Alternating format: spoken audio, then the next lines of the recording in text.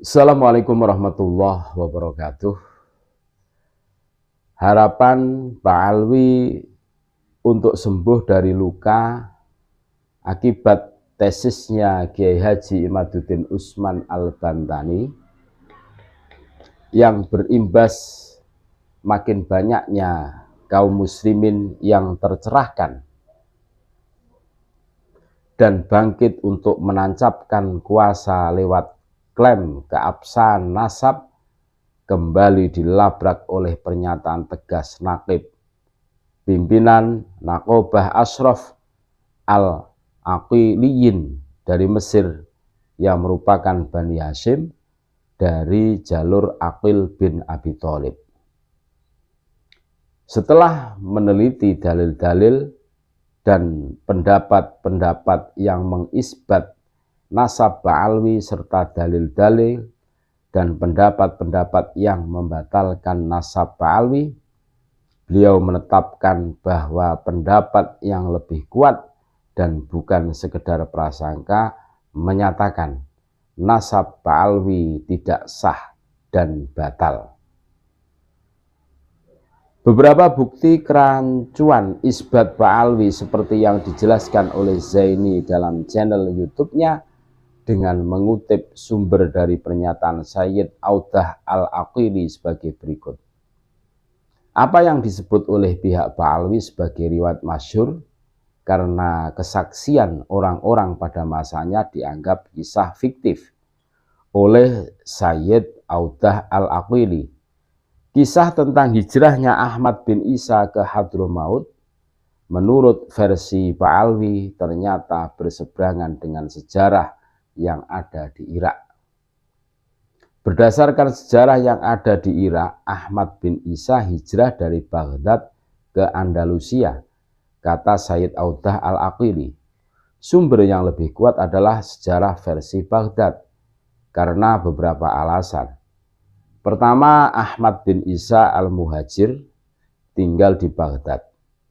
Kedua, yang menceritakan tentang hijrahnya Ahmad bin Isa ke Andalusia adalah salah satu keluarganya, yaitu Ali Al-Uraidi. Ketiga, versi yang mengatakan Ahmad bin Isa hijrah ke Hadramaut baru muncul belakangan hari.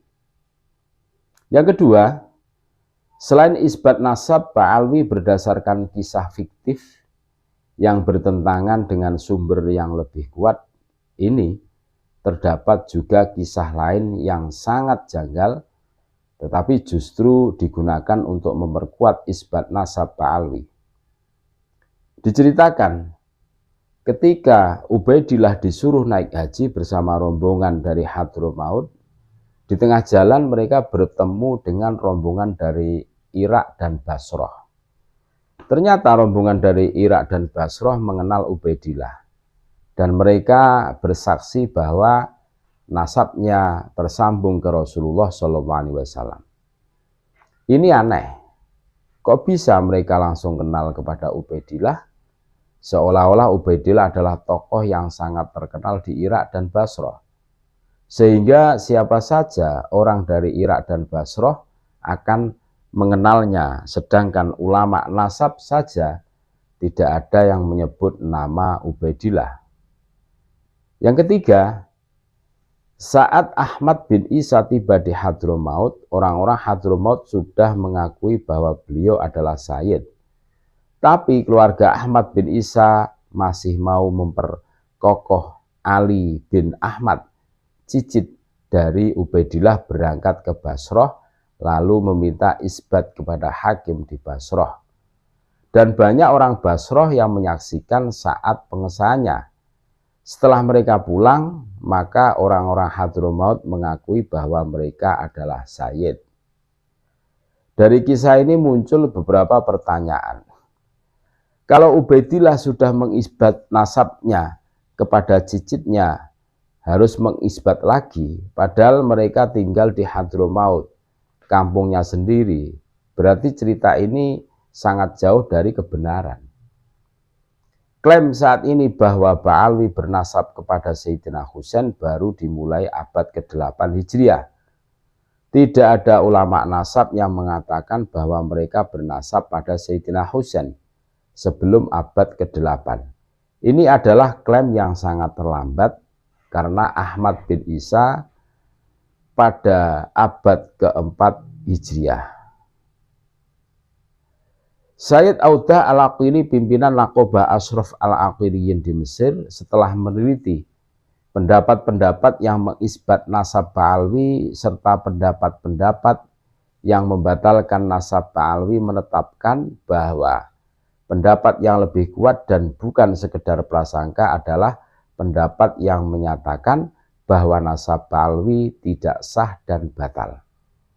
Sebenarnya pernyataan Sayyid Audah Al-Aqili ini jauh lebih dahulu muncul daripada tesis Kiai Haji Imaduddin Usman Al-Bantani.